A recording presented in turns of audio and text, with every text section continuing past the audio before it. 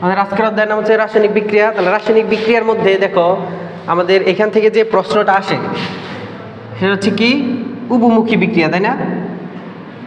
উভমুখী বিক্রিয়া। তাহলে এখন বলো উভমুখী বিক্রিয়া কাকে বলে? হ্যাঁ, যে বিক্রিয়া একই সাথে সম্মুখ দিকে অগ্রসর হয় এবং পশ্চাৎ দিকেও অগ্রসর হয়। হ্যাঁ, সেটা হচ্ছে উভমুখী বিক্রিয়া। যেমন ধরো তোমার নাইট্রোজেন প্লাস হাইড্রোজেন বিক্রিয়া করে কি উৎপন্ন হয়?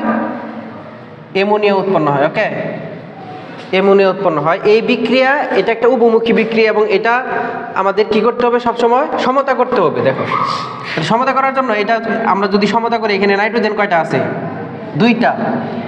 আর সরি হাইড্রোজেন আছে এখানে দুইটা, নাইট্রোজেন আছে দুইটা, কিন্তু এখানে নাইট্রোজেন কয়টা? দুইটা, একটা না এখানে নাইট্রোজেন। তাহলে আমাদের কি করতে হবে? এটার সামনে 2 দিতে হবে। 2 দিয়ে গুণ করলে দেখো নাইট্রোজেন হয়ে গেছে 2টা, হাইড্রোজেন হয়ে গেছে কয়টা? 6টা।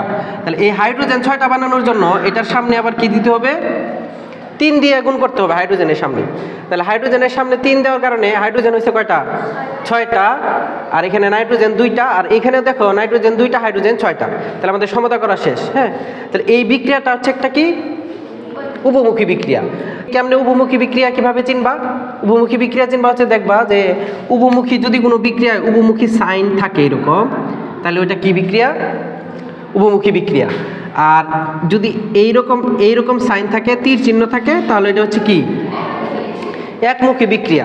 তাহলে একমুখী বিক্রিয়ার চিনার শর্ত হচ্ছে যদি এরকম একটা একমুখী তীর চিহ্ন দেওয়া থাকে তাহলে এটা একমুখী বিক্রিয়া, আর যদি এরকম দুইমুখী চিহ্ন দেওয়া থাকে তাহলে এটা হচ্ছে উভমুখী বিক্রিয়া। তাহলে উভমুখী বিক্রিয়া কেন? এটা উভমুখী বিক্রিয়া কেন?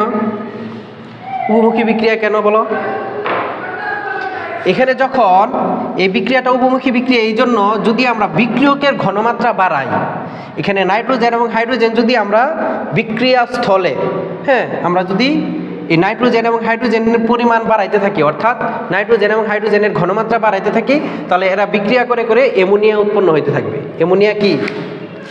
অ্যামোনিয়া গ্যাস উৎপন্ন হইতে থাকবে। ওকে, যখন হচ্ছে অ্যামোনিয়া গ্যাস উৎপন্ন হইতে হইতে এই বিক্রিয়কের ঘনমাত্রা যখন কমে যাবে, এটা কমতে থাকবে এবং অ্যামোনিয়ার উৎপাদন বাড়তে থাকবে এবং অ্যামোনিয়ার ঘনমাত্রা পরিমাণ বাড়তে থাকবে, তাই না? যখন অ্যামোনিয়ার ঘনমাত্রা বেড়ে যাবে তখন এই বিক্রিয়াটা হবে কি? অ্যামোনিয়া আবার ভাঙতে শুরু করে দেবে। বুঝছো? ভাঙতে থাকবে এবং ভেঙে ভেঙে আবার এই উৎপাদে পরিণত হইতে থাকবে। অর্থাৎ এই জন্য এই বিক্রিয়াটা হচ্ছে কি বিক্রিয়া? উভমুখী বিক্রিয়া।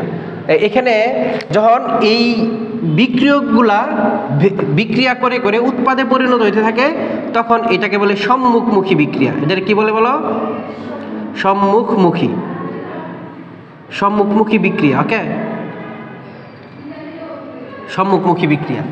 আবার যখন ধরো একটা পর্যায়ে যখন অ্যামোনিয়ার উৎপাদন বেড়ে যায়, অ্যামোনিয়ার ঘনমাত্রা বেড়ে যায়, তখন অ্যামোনিয়া ভেঙে গিয়ে আবার নাইট্রোজেন এবং হাইড্রোজেনে পরিণত হইতে থাকে। এটাকে বলে কি বলো? এটার কি বলে? পশ্চাৎমুখী বিক্রিয়া। তাহলে যে রাসায়নিক বিক্রিয়ায় একই সাথে সম্মুখমুখী বিক্রিয়া, হ্যাঁ বিশেষ ক্লাসে 4 জন, রেকর্ডিং হইতেছে ম্যাডাম। ঠিক আছে, যে রাসায়নিক বিক্রিয়ায় একই সাথে সম্মুখমুখী বিক্রিয়াও হয় এবং পশ্চাৎমুখী বিক্রিয়াও হয়, সেই বিক্রিয়াটা হচ্ছে কি? উভমুখী বিক্রিয়া। এখন প্রশ্নে তো এটা আসে যে উভমুখী বিক্রিয়া কাকে বলে? যত সহজ, তোমরা পারবা ইজিলি। তাহলে এখন আমাদের প্রশ্ন ঘুরে আসে, এটা আসে কি প্রশ্ন? ম্যাক্সিমাম প্রশ্ন আসে হচ্ছে লা-শাটিলিয়েন নীতির প্রভাব। লা-শাটিলিয়েন নীতির প্রভাব। তো উভমুখী বিক্রিয়ার ক্ষেত্রে কি আছে বলো? লা-শাটিলিয়ার নীতির কি আছে?